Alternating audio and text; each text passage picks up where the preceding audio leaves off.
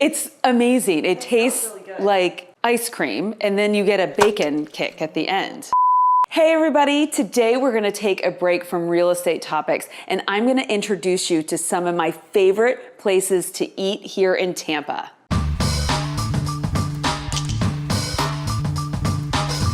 Melanie Atkinson here, realtor with Smith & Associates in beautiful Tampa Bay, Florida, and I'm very excited to talk to you today about some of my favorite restaurants in Tampa.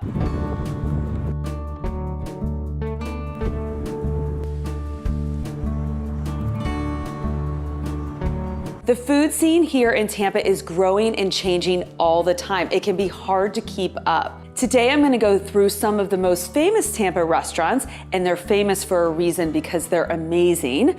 And then I'm gonna introduce you to some restaurants that I love that aren't as famous, but just as good. If you've been researching restaurants in the Tampa Bay area, you've probably already heard of some of our most famous ones.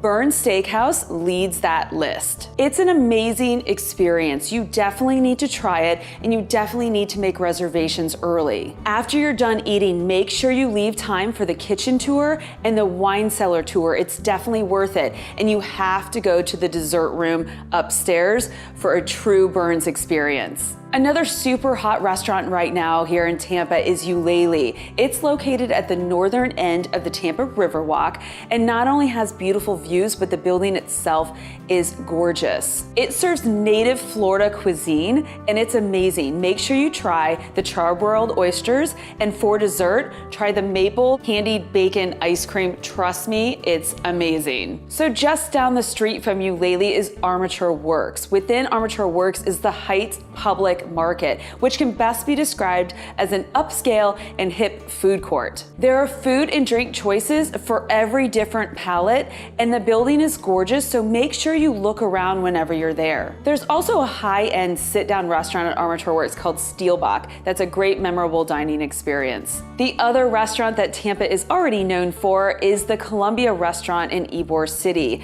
Opened in 1905, it is Florida's oldest restaurant. There are also some smaller locations of the Columbia around the state of Florida, but the one in Ybor City is the one to go to for an authentic experience. Everything on their extensive menu is delicious, but you can't go wrong with the original Cuban sandwich and the 1905 salad. It makes me hungry just thinking about it. So now I wanted to highlight some of the lesser known restaurants here in Tampa that you should definitely try out if you're spending some time here. This list could be 100 restaurants long, so I tried to narrow it down to the ones that I personally love and that I think are really interesting and high quality. First, we have on Swan. This amazing restaurant is located in Hyde Park Village. It's a great place to go with friends to try some craft cocktails or enjoy their seasonal menu. The shareable boards are awesome, and I also love the fig tarts for an appetizer. My favorite entree is the scallops, and for dessert, you can't go wrong with the daily cobbler. On Swan has a social and fun vibe. It's not necessarily my first choice for a quiet romantic date, but it's perfect if you're meeting up with some friends. So now if you do want that quiet, romantic, and kind of sexy vibe, I have a great recommendation for you. It's CIRO'S Speakeasy on Bayshore Boulevard. CIRO'S is spelled C-I-R-O. Now this is a true speakeasy, and you should call ahead to make reservations, and you need to call the day of to get the password to enter. The entrance to CIRO'S can be a little tricky to find, so hopefully you have a good, knowledgeable Uber or Lyft driver, or when you call to make reservations, have them give you a little bit more specific directions. So here's the key to a true CIRO'S experience. You're gonna wanna get a private booth, but you need to call ahead far enough in advance in order to reserve one of those. CIRO'S has a great menu and a prohibition-themed cocktail menu, but for me, CIRO'S is more about ambiance and less about the food and drinks, even though they're all fantastic. Now, staying on the retro theme for restaurants, CWs Gin Joint is my next recommendation, and that is located on Franklin Street in downtown Tampa. You don't need a password to get into this one, but you will appreciate the throwback vibe of the staff and the decor. The bartenders are super friendly and knowledgeable. If you can, eat dinner at the bar and talk to them. It's a lot of fun, and it's really interesting to watch them make the drinks. Again, an amazing menu overall, but if I had to recommend two things at the Gin Joint, it would be the short ribs and the lobster mac and cheese.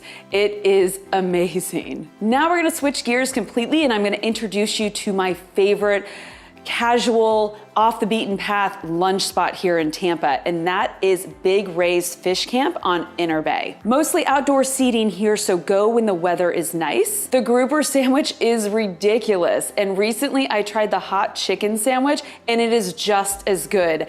Definitely get the french fries on the side and definitely expect to eat more than you were planning on. Only open from 11 to 3.